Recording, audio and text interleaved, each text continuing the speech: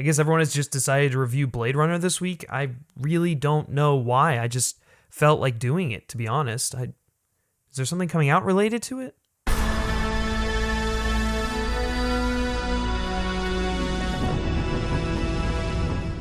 What's up, everyone, and welcome to Men vs. Movies. I'm Grifin, as always, and today I'm going to be giving you my review for the classic film, the very classic sci-fi noir film that revolutionized the entire genre of science fiction and cyberpunk, I might add. Yes, cyberpunk, very important. I'm going to be reviewing Blade Runner: The Final Cut. Now, yes, this is the final definitive cut that Ridley Scott has actually stated that this is the version of the film. This is the film. So enough talking about cuts of movies, let's just dive into this thing. So Blade Runner is directed by Ridley Scott, the visionary mastermind, and is starring Harrison Ford, Rutger Hauer, Sean Young, and M. Emmett Walsh. So to explain the plot of Blade Runner, you just have to explain the universe first and then kind of narrow it down to the plot. In this world, the year is 2019. This takes place in Los Angeles. We live in a very cyberpunk type world, and there's these things called replicants, and essentially replicants are these androids that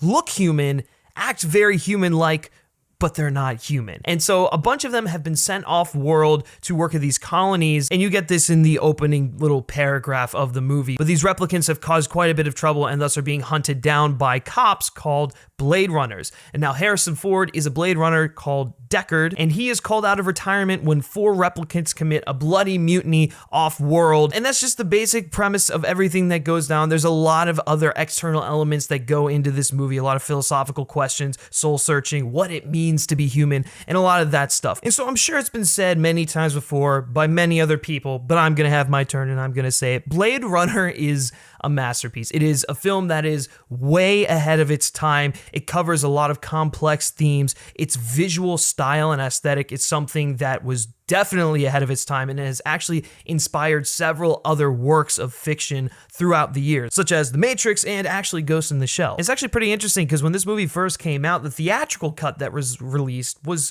not received too well, and it actually bombed at the box office. But over the years, as Ridley Scott's gone back, revisited, and re-edited these films, and finally we have what is the final definitive cut, the movie has just gotten so much better and has become even more of a masterpiece than what it kind of already was. But talking about just the final cut here, I think it is an absolute incredible film. One that everyone really should see, especially if you're into science fiction. So we're gonna dive into the positives and negatives here, starting out with the positives. The biggest positive with this movie is its visual style, its aesthetic, its incredibly unique world that Ridley Scott has created. Everything is gorgeous. And if you question whether it still holds up today, a movie that came out in, 1982, it does. It holds up phenomenally. The use of lighting, the gorgeous and stunning cinematography by Jordan Crenoweth, all of the technical aspects of this movie are stunning. And I think this is something that Ridley Scott really has a knack for. He's fantastic at coming up with these original and intriguing ideas, creating these vast, lived-in, realized worlds, bringing them on screen, and making you feel as though you are actually in the setting while all these events are going on. And I have to say, out of all of Ridley Scott's films, I think that Blade Runner is the best executed as far as this element goes. Something else that I think Ridley Scott is masterful at in this film is not only creating this sci-fi cyberpunk world that just draws us in, it's bringing in elements of noir, of classic film noir,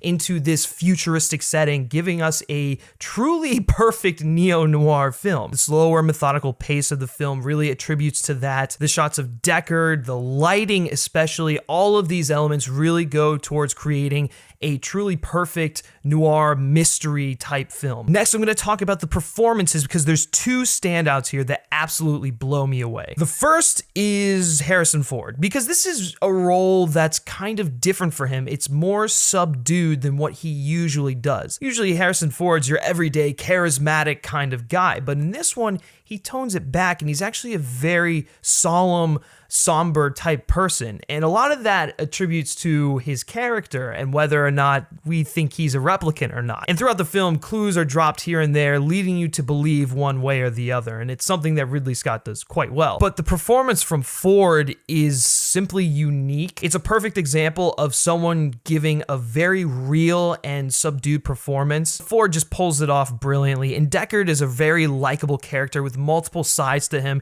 He's a badass, but he feels for people. He's got emotions. He's dealing with his own internal struggle. Ford conveys all of those emotions beautifully. The second performance that is truly fantastic in this movie is that of Rutger Hauer, who is playing the replicant named Roy. Now, Roy has an interesting journey throughout this film because he ultimately is trying to meet his maker and live a full life, because replicants only are given 4 years to live. And so Roy's desperation is beautifully conveyed by Rutger Hauer here. You understand where he's coming from, and he's especially good in some of the more eerie scenes where the character just goes batshit crazy and tries to invoke fear in others. It's a very philosophical journey that his character goes through, and Rutger Hauer is incredible at pulling off the emotions that the character feels, and this is especially true during the end monologue that he gives right before he dies. I know other people have probably said this, but it is true. It is absolutely in the top 2 for best ad-libbed monologues of all time. It's Marlon Brando in Apocalypse Now, and then it's Rutger Hauer in Blade Runner. All those moments will be lost in time, like tears in rain. It is that good. All right, let's talk about the score for this movie, because it is probably as iconic as the movie, if not more so. Vangelis is composing the score here, and he does something that is astounding. It blows you away, completely immerses you in the world. It's actually very much a character of its own, kind of bridging the gaps between big scenes that take place during the movie. Whenever Deckard is sitting in his car, flying along or driving on the road, and we cut to these close-ups of him, the music is there to enhance it and maybe help you peek inside his mind as to what he's thinking during these moments. It's probably one of the best film scores of all time. It's one of the more unique and effective scores I've ever heard in a movie, period. Very quickly, I just want to say that the story as a whole is something that draws you in. You're sucked into Deckard's journey because of all these external elements and the performances, but really you're intrigued by his personal struggle because there's a lot more to him than what you initially get. And then his romance that blossoms with one of the replicants, Rachel, is something that is very intriguing, especially if you are to believe that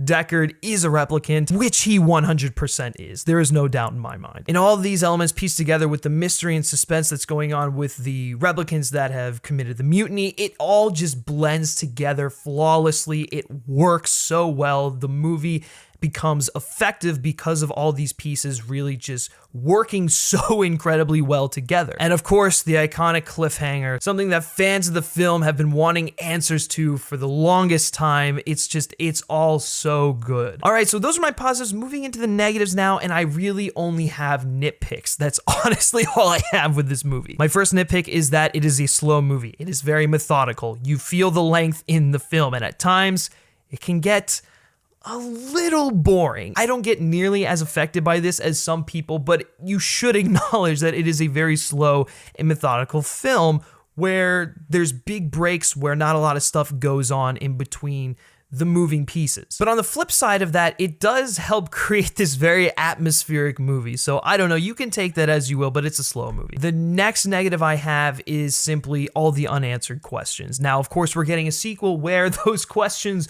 should be answered, but in a world where that sequel were not to come out, it sucks. You want the answers to these questions, but that's also part of the beauty of the film, is that you've kind of had to interpret it for yourself up until now. So it's both a positive and a negative, but I'm throwing it in here as just a little nitpick. And honestly, that's it, guys. Blade Runner, the final cut, is a masterpiece. It's one of the best films of all time. It's probably my top 10 favorite films of all time. I love the neo-noir aspects, the cyberpunk, the world, the vision that Ridley Scott created. It is all just revolutionary and truly ahead of its time. And for all those reasons, and definitely more, Blade Runner is absolutely 100% supercharged.